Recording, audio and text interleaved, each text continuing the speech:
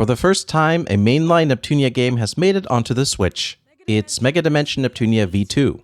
Of course, this raises several questions. Why was V2 ported and not the remake V2R? How do the graphics look compared to the PS4 and PC versions? How well does the game perform on the Switch? Are they using Aaron Fitzgerald's performance from V2 or Erica Mendez's re-recorded lines from V2R? That and more we'll discuss in this video.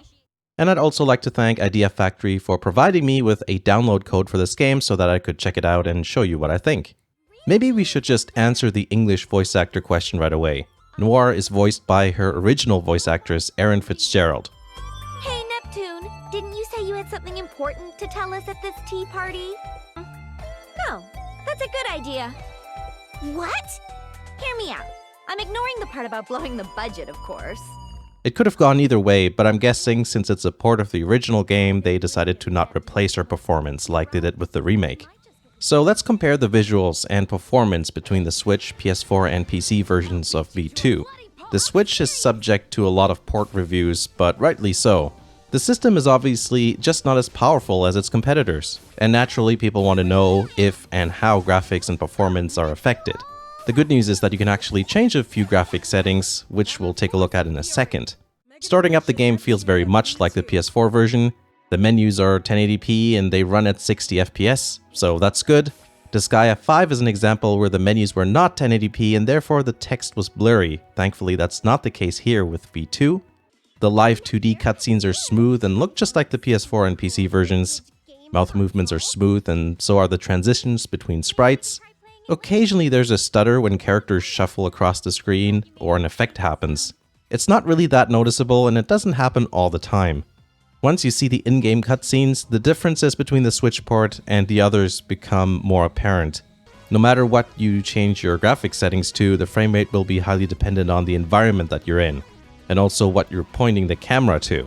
There's 3 settings that change the look and performance, though no matter what you do, the game will fluctuate between 30 and 60 FPS, or as low as 15 or 20.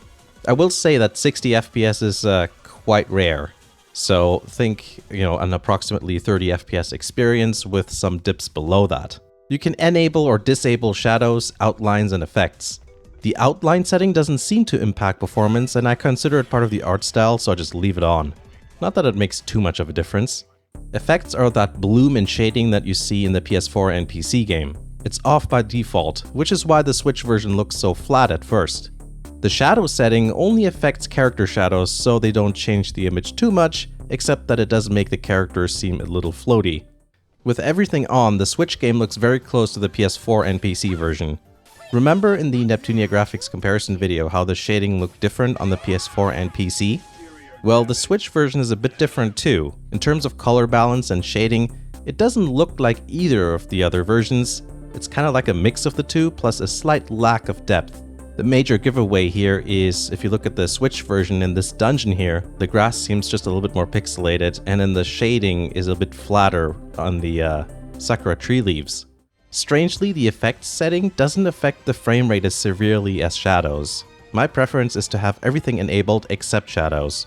Basically, all the footage in this video was recorded with those settings. I think it looks better than turning off effects and having shadows on, plus it runs better too. In the Neptunia V2 announcement video, there were some people who mentioned that the bloom effect is a bit much on the PS4 and PC games, which I can agree with in some circumstances. Like when the levels are dark, the characters look like they glow. But for the most part, it keeps the dungeons from looking too flat, which is why I leave it on. Ideally, there should be some sort of slider arrangement in my opinion. That way we could just dial the effect in to taste. From what I can tell, the textures look pretty much as they do on the PS4 and PC. Overall, I think the game looks good. It runs natively at 1080p. Perhaps a resolution setting would help those who prefer to get a little bit more performance. Because this is a turn-based game, the frame rate isn't as critical, but it's just not that great when it dips below 30 FPS. Special effects during attacks and transformation sequences really take a toll on the frame rate too. There's some dungeons which don't run that well. The very first one has a lot of moments under 30 FPS. Same with the Sakura Tree dungeon. But a couple hours into the game and you'll be playing in dungeons that actually run quite well at a relatively consistent 30 FPS. I primarily played in docked mode, but I also played a bit of handheld mode, like when I was just grinding to level up. The game doesn't seem to perform any differently, docked or not. The frame rate still fluctuates depending which dungeon you're in and how many characters and enemies are on the screen. It is worth mentioning that I believe that you're probably not going to be too fussed about some of the performance issues if you're coming from the Vita versions of the Rebirth games. I mean, V2 runs at 30 FPS most of the time on the Switch, like the Rebirth games on the Vita, but you get nicer visuals and a bigger screen, so those are some nice upgrades. Going from the PC or PS4 versions to the Switch is much more obvious. Now let's address some other questions. I'm sure there's people wondering why the Rebirth games haven't been ported to the Switch first. I personally don't know, but I'm not surprised. As some of the more longtime fans of Neptunia will know, the series was criticized for releasing the same game over and over again. Gameplay-wise, Mark II, Victory, Rebirth 1, 2, and 3 are almost the same in terms of the basics anyway. So not releasing them again is a way to keep that sort of criticism from happening again. I mean, if I was a developer, I'd rather hear people say, I wish it was on the Switch, rather than, oh, they released the same game again. Another theory is that porting might not get them enough return on their investment. The PC versions are already very accessible since the hardware requirements are very tame, and prices are usually very good once Steam sales come in. Another question about V2 on the Switch is why they didn't port V2R instead. That's supposed to be the remake, right? Again, I don't have an actual official answer, but I do have some ideas as to why. V2R wasn't well received. Yes, some of the graphical elements were hugely improved upon over V2, depending on the dungeon, and the VR events were also a lot of fun. But people did not like the changes to the battle system, nor did they like that the game points you towards one specific ending, unlike in V2 where you could get multiple endings. Not to mention, on the PS4, V2R only ran at 30 FPS, so going with V2 might have been a combination of backtracking with the combat changes due to criticism, as well as technical issues. Whatever the case may be, I think it was the right choice to go with V2. What about DLC? Well, it won't be included in the game, you'll have to buy it like with all the other versions. It's a bit of a shame considering what Nisa has done with the Disgaea games, for example. But things like DLC items and weapons make the game way too easy, so you might not want them anyways. Except for the characters. Speaking of DLC characters, Million Arthur won't be available to purchase because of licensing reasons. Her DLC was removed from Steam and the PlayStation Store as well, so this isn't unique to the Switch. This has been a problem with maker characters too. Remember how Gust and Nisa were main characters in the original PS3 games? If you only played the Rebirth games, then you probably don't. They've been erased from history. At least it's not a main character this time, but all this licensing stuff causes problems down the line. I mean, as a fan, you don't really like seeing that sort of stuff. There will also be a physical release available on launch, which is July 28th. It's through Limited Run Games, but this actually won't be a limited run. It's a distribution deal, so that's good.